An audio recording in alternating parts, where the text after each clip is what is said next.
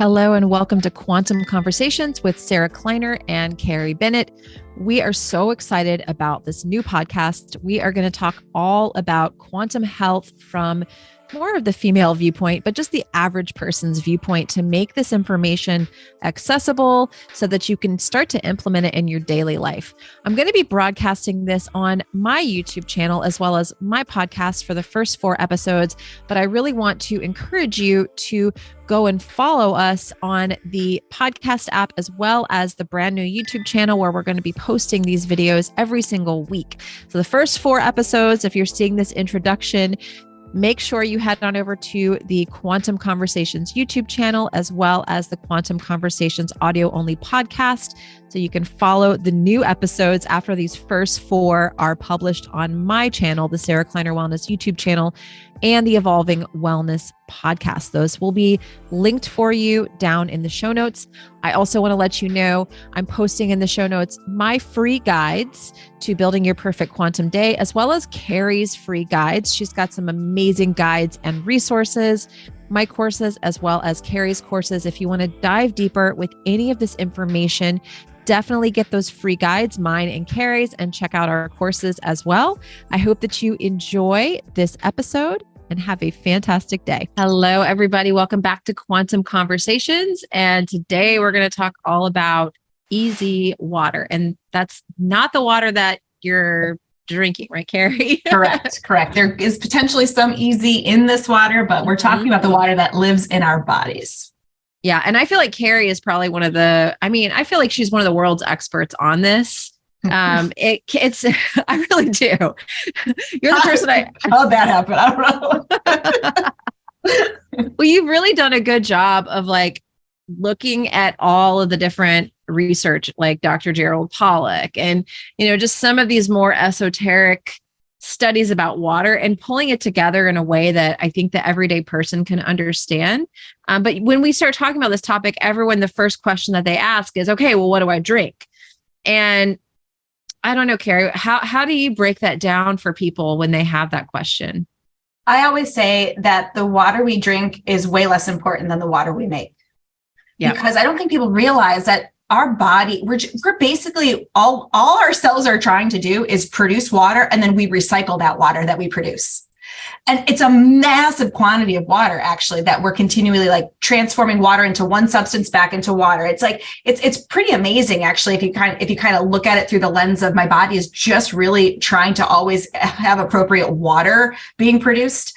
And yeah, the water we drink matters some. Right. There are some, you can't just be dehydrated. Right.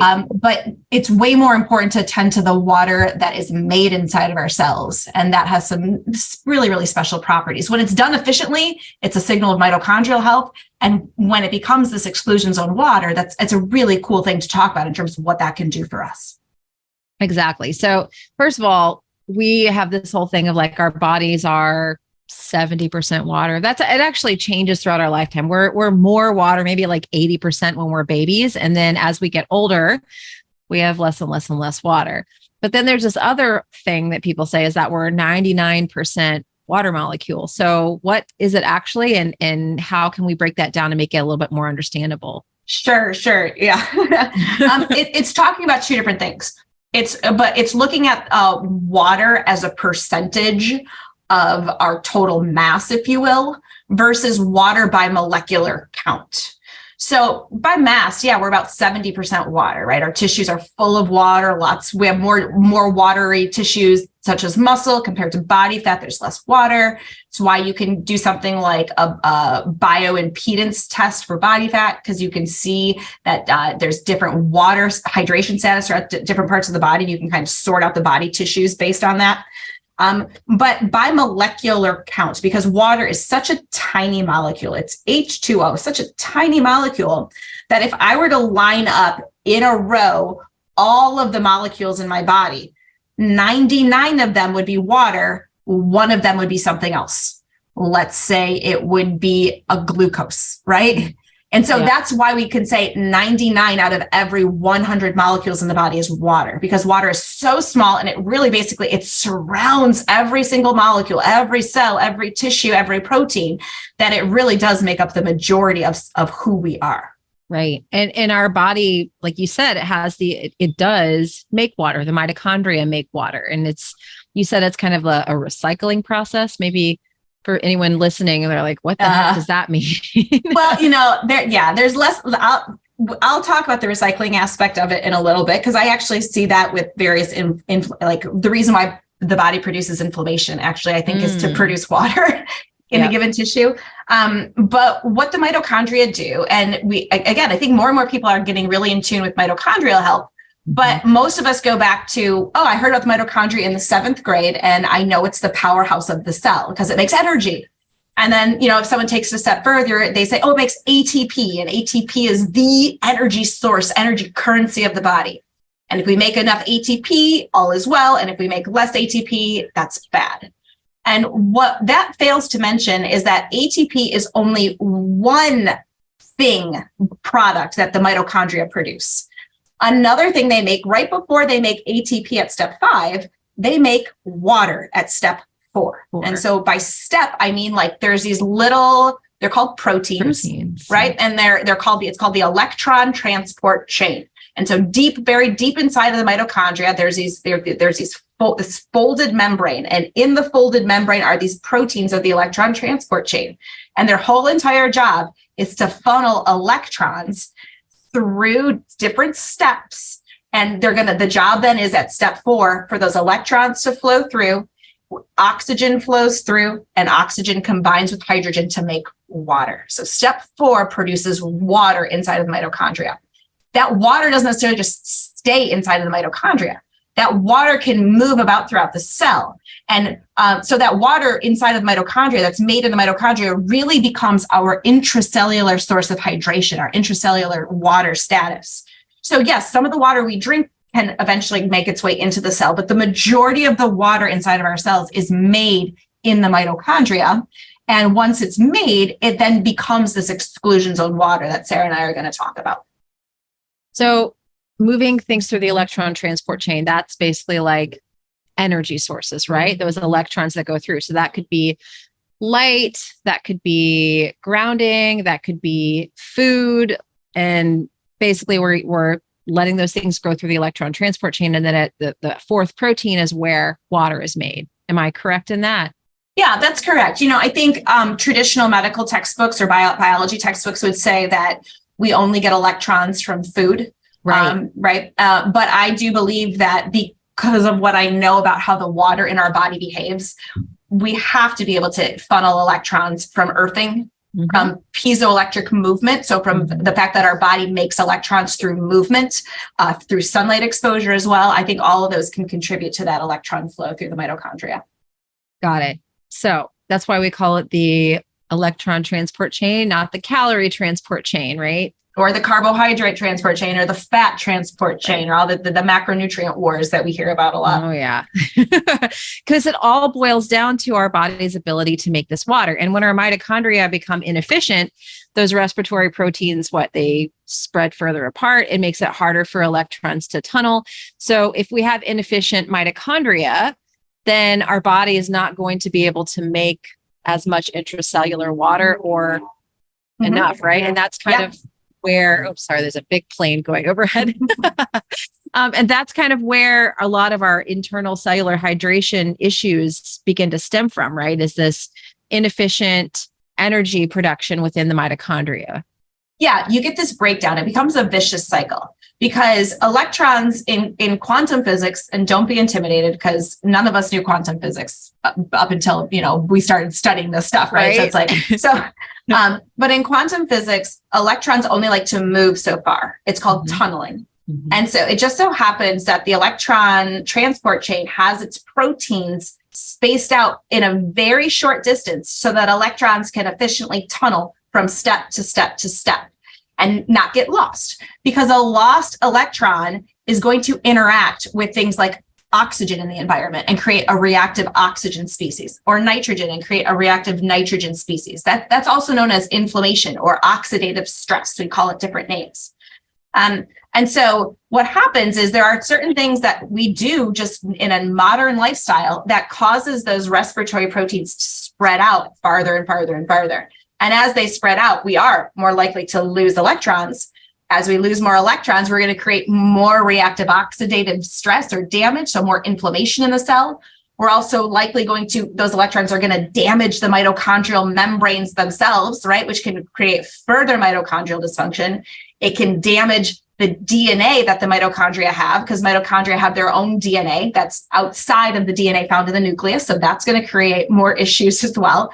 And so it's this vicious cycle, because you're creating more and more damage that's causing more and more mitochondrial dysfunction and spread of these respiratory proteins, which ultimately leads to less electron tunneling. So we're making less water, less ATP, more damage, more damage. You can see how over a course of period of time, depending on where it's happening in the body and to what extent, this can create a dysfunction in a given part of the body, a disease, if you will.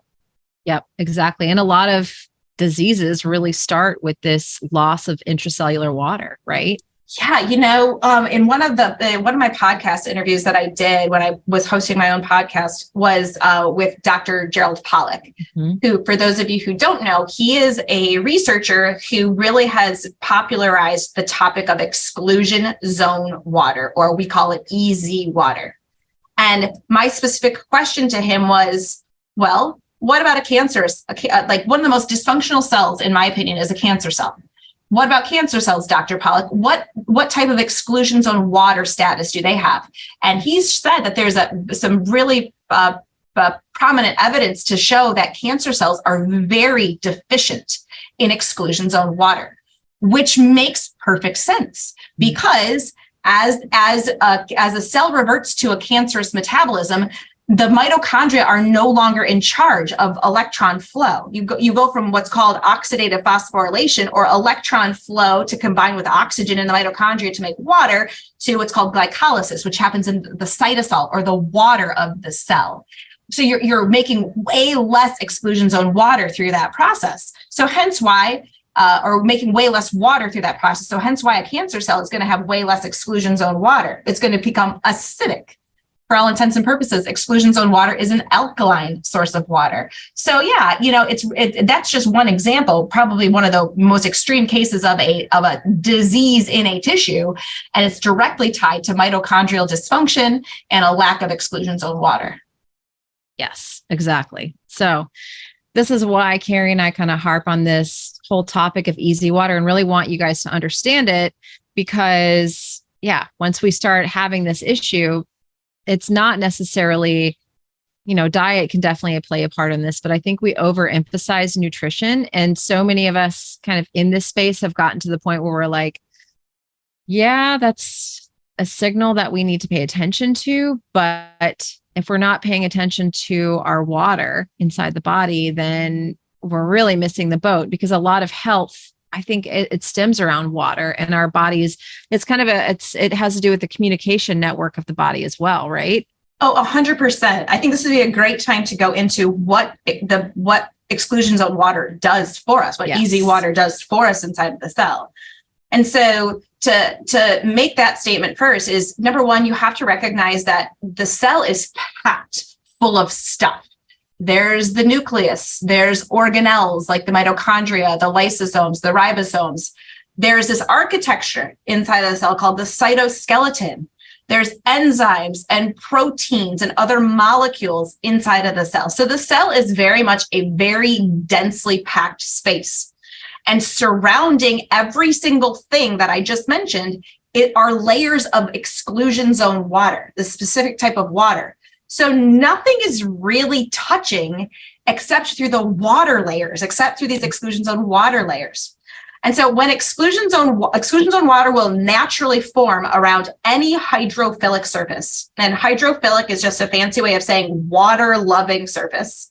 So picture the difference between when you put water on like a Teflon or something where it's going to beat up. That's not the type of surface in our body. The biological surfaces inside of us are water-loving. And when the water comes in contact with it, it actually forces these H2Os to reorganize themselves into hexagons. Like picture honeycomb sheets of water molecules, where you have the biological surface, this hexagonally organized water, which Gerald Pollack called EZ water, and then you actually have a concentration of protons that form right next to that as well. Because in order for water as H2O to reorganize itself into these hexagons that form like honeycomb sheets, it has to kick out a hydrogen, it has to kick out a proton, because a hydrogen is a very simple atom that consists of a proton and an electron. And protons have way bigger mass than an electron. So that's a positively charged source right there. So when Dr. Pollack shows this, he shows a hydrophilic surface. He shows this exclusion zone lattice, this hexagonal lattice that's called easy water, that he has measured to have a negative charge, which is key. Because water in a glass, if you were to ask, is it positively charged, is it negatively charged, or is it neutral? It would be neutral. Whereas the water inside of us, next to all these biological surfaces, is negatively charged. Then you have this lineup of positive charge, proton wire or proton zone is what it's being called, which actually we now know forms a battery. So this is the reason why you pick up a battery and you'll see it has a positive end, a plus side, and a negative side. Because when you separate charges, when you separate electrons from an area of positive charge, you can allow flow. It could allow electrons to flow. And so that's what happens here.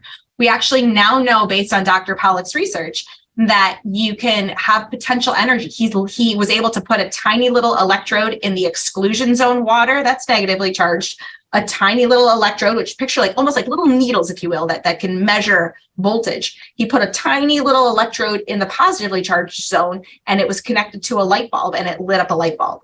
So that's a ton of energy that you can derive from water, right? Crazy. So we have, now that we know that that's happening everywhere inside of our bodies, we can take this a step further.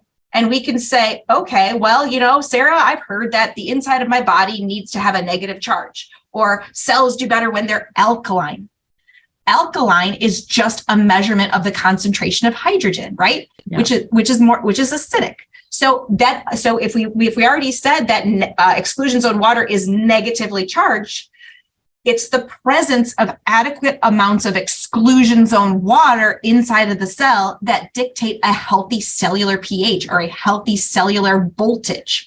And that as that changes, as we lose the voltage or it becomes more acidic, that is synonymous with a cell that's becoming more diseased and dysfunctional. And so as we understand exclusion zone water and its importance, it's easy to see how foundational this is for the health of the entire body. Exactly. Yeah. So how can people improve? I'm like, now where do we go with that?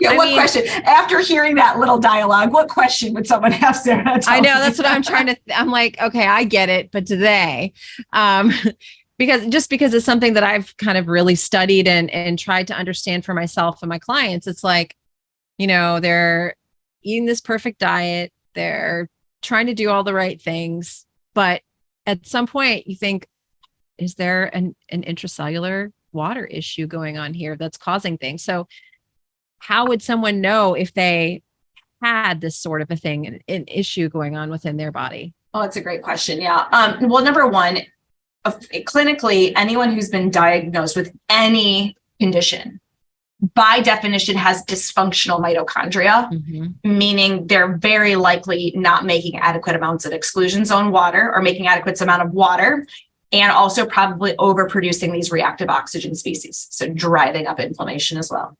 I also have found that there's a correlation between tissue stiffness and lack of exclusion zone water. So I think this is why, as we age, we know that there's an age-related natural decrease in mitochondrial health. Could it be? But there's also this age-related increase in tissue stiffness. So picturing the suppleness of a baby that kind of just flops all around, has tons of exclusion zone water, versus someone who's in their late 80s, early 90s, and it feels very stiff. And that has a direct connection between the amount of exclusion zone water they have in their bodies. And so there's other things too, because we can ask ourselves, well, what lifestyle factors would either cause mitochondrial dysfunction or deplete exclusion zone water? So if a client checks a lot of these boxes, for me, it's another indication that we do need to support exclusion zone water production and health and mitochondrial health in general.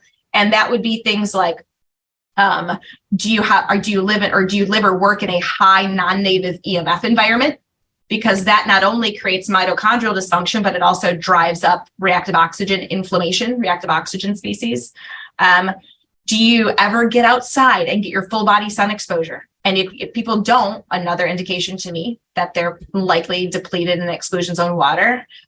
What about sleep? What does one's bedtime routine look like? What about exposure to sauna, sources of infrared?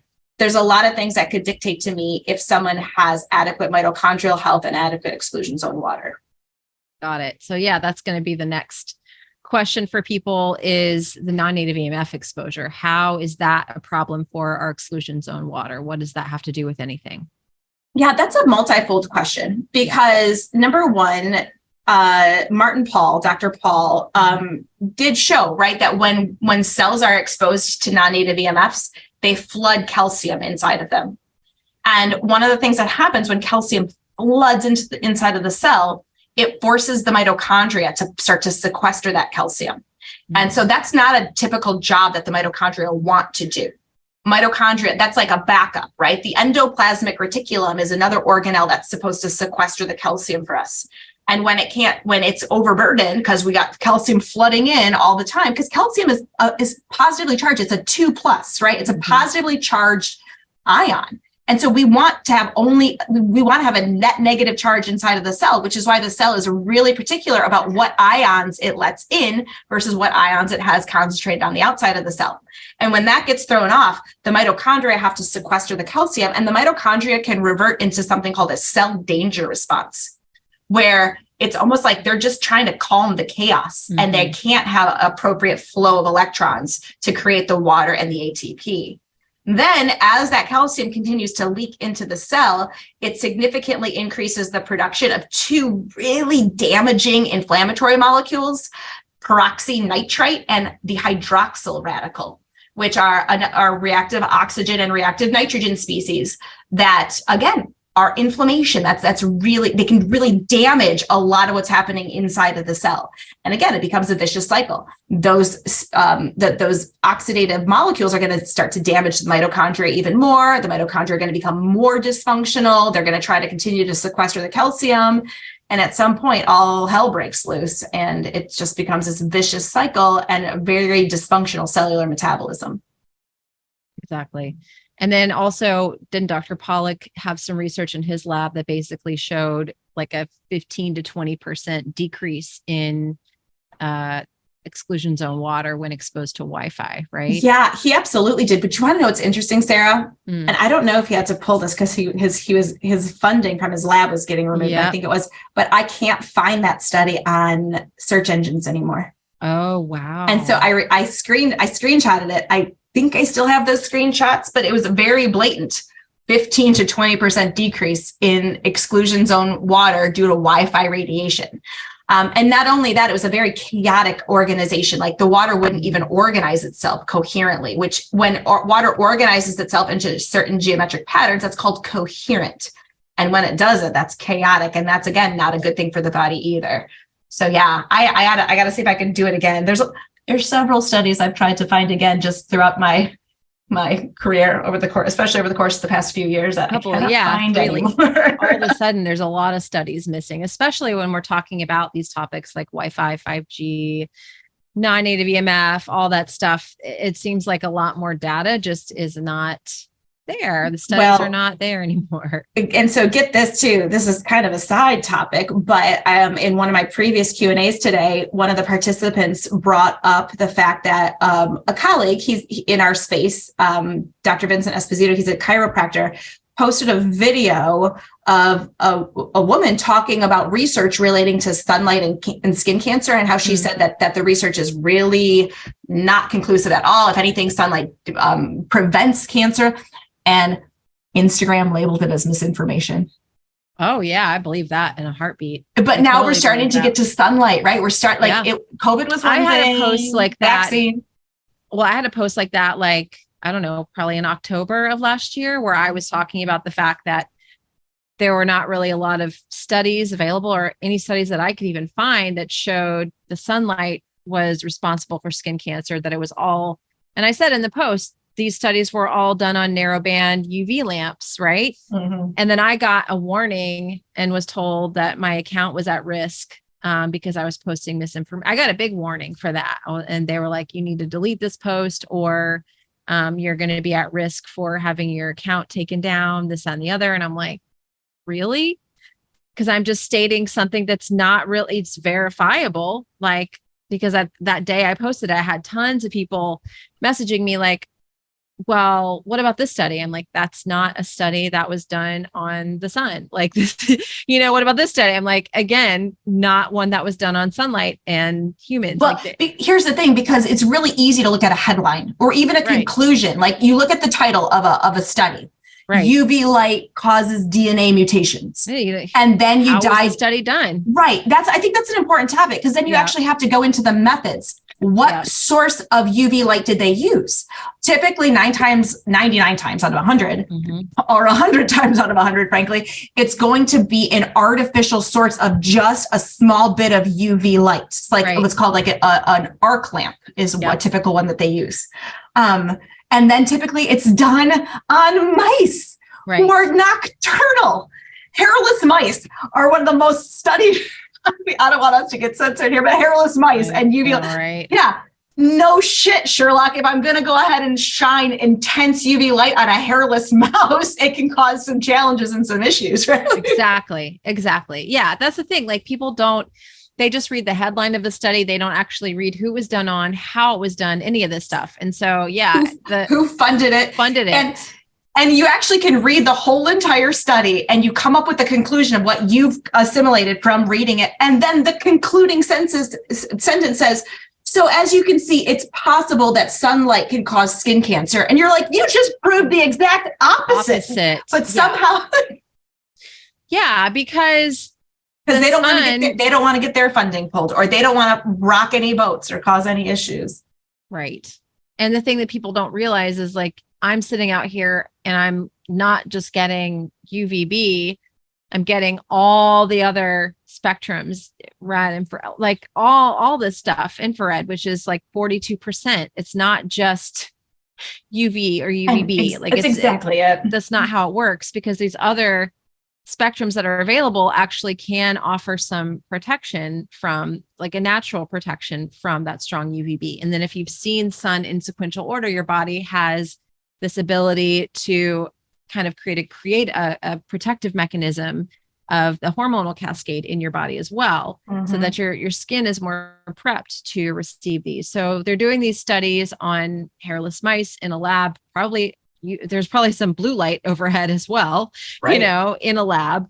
It just isn't a fair comparison.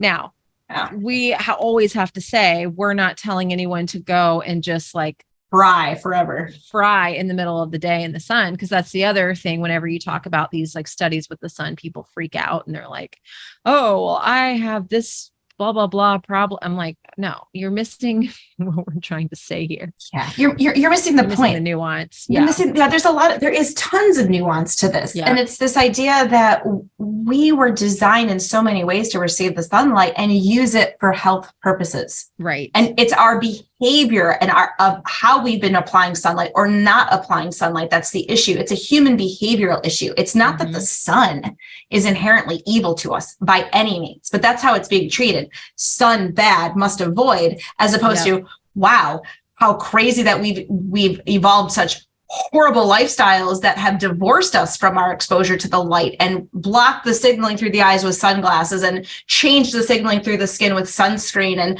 changed the signaling through window glass by using UV filters and infrared filters. It's our lifestyles that have changed our ability to interact with the sun in a healthy way. It's not the sun's fault by any means. Right. Exactly. And going back to what you were talking about with sunlight and tying it into water, that's what Dr. Pollack's lab showed, was that a specific wavelength range of sunlight, which, as you said, yes, near infrared A, which is a portion of infrared, is 42%. 42% of sunlight always contains about a near infrared A wavelength, but actually 50% of sunlight, so half of the light that's coming at any given time, contains not just the near infrared, but the full spectrum mid infrared, far infrared, even further beyond in the infrared range. And it was this full spectrum of infrared, but specifically more towards the mid-infrared that Dr. Pollack's lab showed increased exclusion zone water.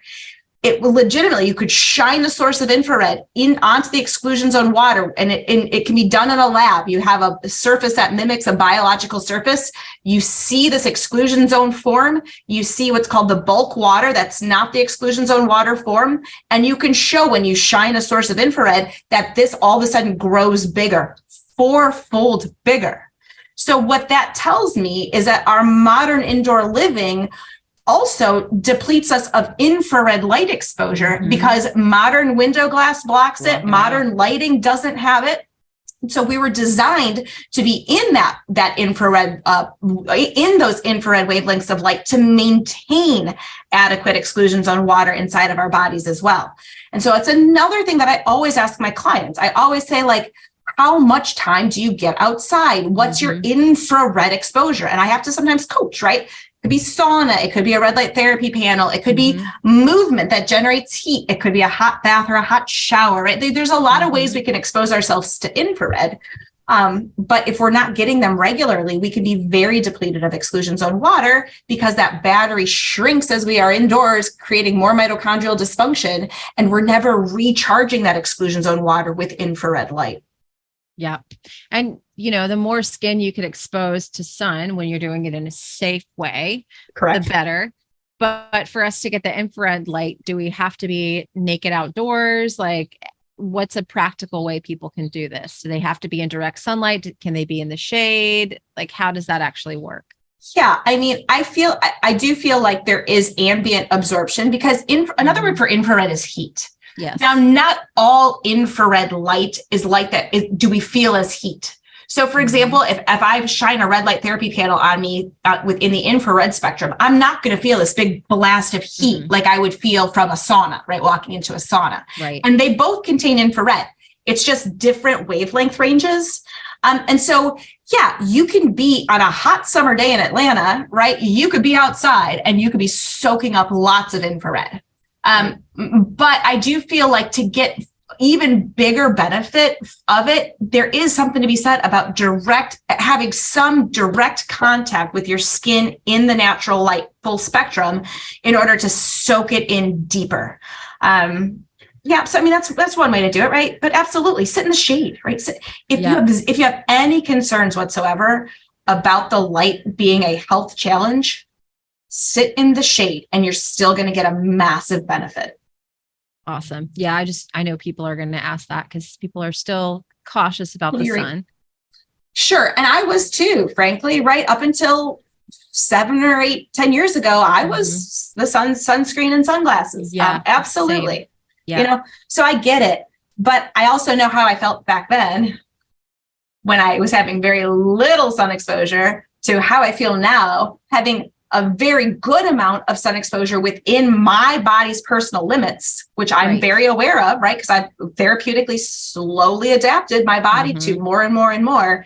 And there's no way I would want to go back to what I was doing before. No, same. I'm the same exact way. Just even a few years ago, I was like terrified to like get in the sun. And then I have like a free minute where your kid is taking a nap or I have a break and I'm like, okay, get the lawn chair out. I'm in the sun, like as much as I can be in a kaniki, like I'm just trying to get it all in. Yeah, so, exactly. Yeah. Sadly though, one of my community members sent me an article today and I thought this was satire. I don't know what magazine it was because I was like, please tell me that's satire. And he was like, no, but it's a magazine article that shows a person wearing under an umbrella with a hat, with a ski mask on, with sunglasses, with like a neck, like a collar, like a scarf, with full long gloves, with a long sleeve shirt. And the title is How to Get Absolutely No Sun This Summer. What? And then the tagline underneath says, none, don't even think about it. What? Right. Like that's where we're going with this. Wow. That's why we need this dialogue open. We can't have censorship and things shut this down because because if it starts to continue to go in that direction, human health is going to deteriorate way worse than it already is. Wow. that's really scary. Yeah. It was super scary. Because there's number one, there's so many benefits to the sun like this in this episode. Maybe we can go into some of the other ones in future episodes. Sure. But in this episode, we're talking specifically about this body's ability to make its own water, and having that correct amount of sun exposure is going to help with that process as well. It's a vital part of your body's intracellular water, is getting sun exposure on your skin to expand that water battery, right? And it goes beyond just expanding the water that's already there, because those same wavelength ranges of light, then specifically the red now and near infrared, so another wavelength range of light that's always in the sun, coming from the sun, cloudy, foggy, sunny, helps the mitochondria become more efficient at making water at step 4. Because a lot of what's happening these days, that let's say step 4 of that mitochondrial electron transport chain that makes water, it can get clogged or it can get bogged down. And one of the things that bogs it down is a molecule called nitric oxide. Nitric oxide is not good nor bad. It's situational. And when you've got excessive amounts of nitric oxide inside of the cell, it actually plugs up step 4. So you can't actually flow electrons through and oxygen through to make the water in the first place. And we know that exposure to red and the infrared wavelengths literally kicks nitric oxide out of step 4 to reestablish water production back again inside of the mitochondria. And so what could cause excessive nitric oxide production? Non-native EMFs, intracellular toxins and infections can do that as well. Just living a typical modern indoor lifestyle, we're likely to have a higher amount of that type of nitric oxide inside of the cell, which means we need the sunlight to simply reestablish water production in the mitochondria. And not only that, but we talked about the electron transport chain proteins spreading, and we lose electrons, and these lost electrons don't actually help to generate water or ATP. But there's another wavelength benefit of near infrared light. So near infrared light also produces melatonin inside of the mitochondria. And we make way more melatonin inside of our mitochondria throughout the day than the pineal melatonin that we make at night. And the purpose of the melatonin made in the mitochondria is to calm reactive oxygen species damage, to help keep these respiratory proteins ideally spaced for electron tunneling. And that happens when we're in the presence of near infrared wavelengths of light, which again are missing in our modern indoor environment. So it's hard to say sunlight is bad when you know all of these benefits that we get from regular exposure to it. I'm scared to think about what would happen for people if they don't ever get these wavelengths of light. And we've seen it time and time again in clients who have chronic diseases who are like, wait a second, I haven't gone outside in decades. In bed. I stay in the house. Exactly. Yeah. And thing that I think people don't understand about melatonin is that pineal melatonin is only like 5% of the melatonin that our body makes. And so everyone, yes, we want to have the cold, dark room, and we want to do all this stuff at night, and we want to get UVA in the morning because that kind of helps with that pineal melatonin, right? But the sunlight we get on our skin, the light we get on our skin is the other 95%. Yeah. It's a beautiful system because melatonin isn't just a hormone that puts us to sleep. It acts as an antioxidant, a very master antioxidant. Yep. So when we hear antioxidants, we typically think greens, juices, and powders and supplements. I think free electrons from the earth and subcellular melatonin, or the melatonin my mitochondria makes. Those are the key ways that we can control inflammation inside of our cells when we optimize those things. Yeah. And taking melatonin isn't going to be the same as what the mitochondria makes. You can't replicate that, right? Yeah, no, you're taking it outside of a cyclical pathway, cyclical production, and you're basically getting a big absorption in the bloodstream, in the gut, right? It's not becoming that subcellular, it's not that mitochondrially produced melatonin that's helping the mitochondrial electron transport chain dynamics. It's very much a different process. So I'm not a fan. No, me neither. So back to easy water. So ways that we can increase our easy water production would be what we just talked about: sunlight on the skin, Avoiding non-native EMF, kind of staying away from that as much as we can, avoiding wearable tracking Wearables are huge, devices. yeah. That's a huge one that can really, really bring down that intracellular water. What else? I know there's a lot of other stuff. What else? Well, I mean, sauna therapy, a hot bath, a hot shower, any form of infrared. Right? Cold therapy is a whole nother one that's kind of counterintuitive. But when we get into cold water, our mitochondria make infrared heat that can then help to facilitate the whole exclusion zone water, or the melatonin production and the exclusion zone water structuring inside of the mitochondria. So yeah, that's definitely another one. I honestly think infrared, the reason why it's been shown to be so beneficial, the reason why things like exercise has been shown to be beneficial, intercourse, cuddling, having a dog on your lap or a cat on your lap, that in all of those things, we're actually either producing infrared or sharing infrared with someone else. And yeah, are there hormones and chemicals that get produced? Absolutely. But I think fundamentally, a lot of it has to do with the fact that those are things where we're sharing infrared and we're helping to reestablish our own, or maybe each other's, exclusion zone water production or levels. Exactly. And then you mentioned movement, piezoelectricity. And movement also makes heat, right? As we move metabolically, our mitochondria have to work harder. And so as our mitochondria work harder, they naturally make more heat for us.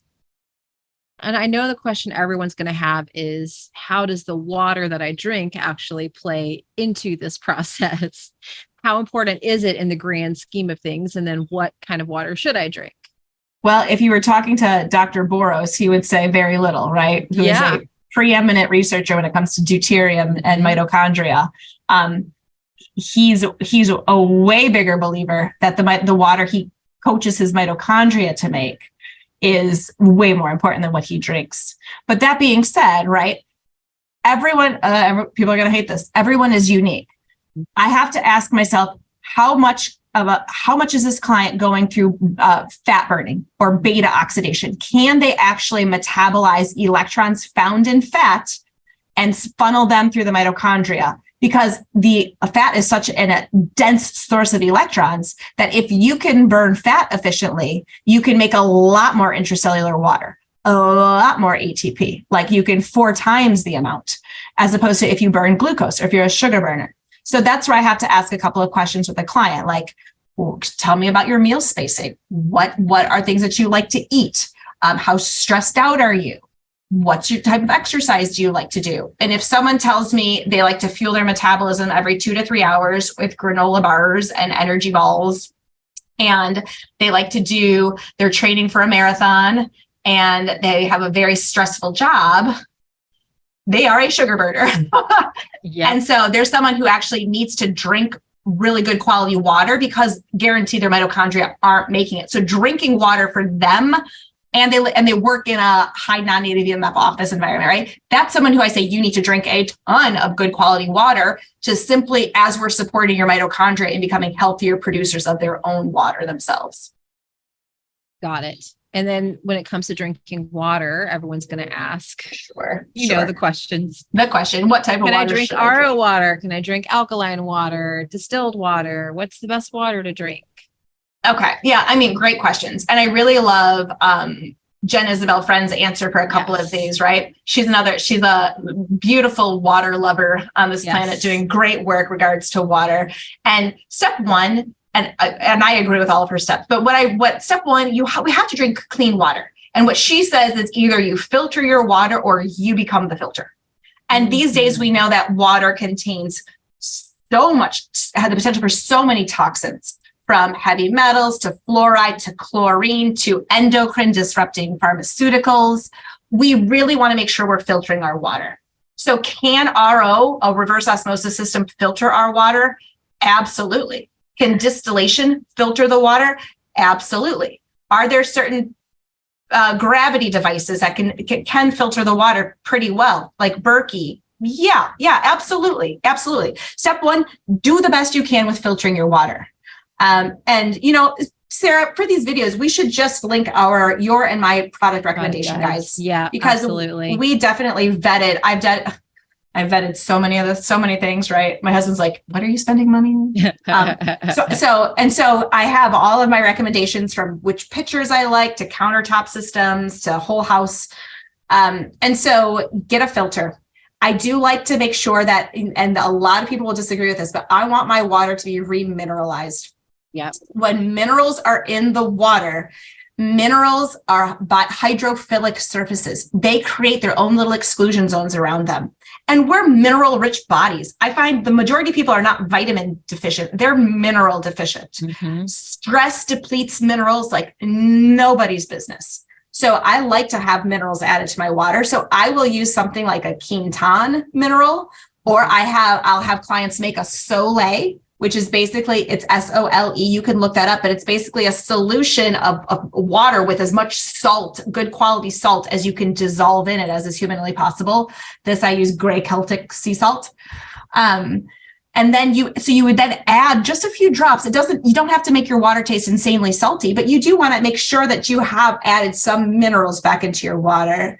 And then I'm a big fan of anything that I can do to structure the water or energize it, which is a whole different topic. But things like the analemma wand, you can swirl, you can use intention. I use intention all the time, loving thoughts, gratitude to help structure the water. You can simply swirling the water like this has been shown to increase the energetic qualities of the water. So water likes to move, right? Water doesn't like to be stagnant. So there's vortexers and things like that I've tried that I like. But if you're at least filtering it out, remineralizing it, give it a little happy thought and a swirl, I think you're doing a pretty good job. I think so too. Yeah, and then the devices are you still using the Spring Aqua? Yeah. Oh yeah. Yeah, same here. That's the under the sink filter. It does everything I just talked about in one, right? And it just all comes on the little tap. So that's the system that I'm currently drinking. But I still do my little loving intention. I do too. I still do intention. I'll still use the analemma wand and stir with intention. It's just like a routine I have. But yeah, absolutely. Water's responsive. I mean, there's so many, if anyone wants to dive into Masaru Emoto's work or Veda Austin's work, water is responsive, right? Yeah. And so I want to make sure that the water I'm drinking doesn't feel, I don't know, traumatized, neglected, like I'm angry at it. Exactly. Yeah.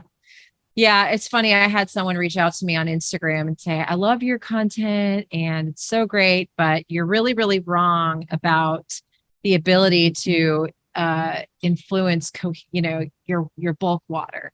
And I'm like, actually not. I beg to differ. Yeah. I mean, you can't deny. Yeah. I mean, and it's not just Veda and Masaru Emoto. Dean Radin is a huge researcher who's done a ton of work on intention and water energetics. Konstantin Karatkov, Vladimir Voykov, they're Russian researchers who've done this for decades. They dove deep into how things like intention and even like swirling your water and things can change the energetic qualities of the water. So I've seen it too many times over and over and over again to think that we're not influencing the bulk water with our thoughts and our intentions and our emotions. Exactly.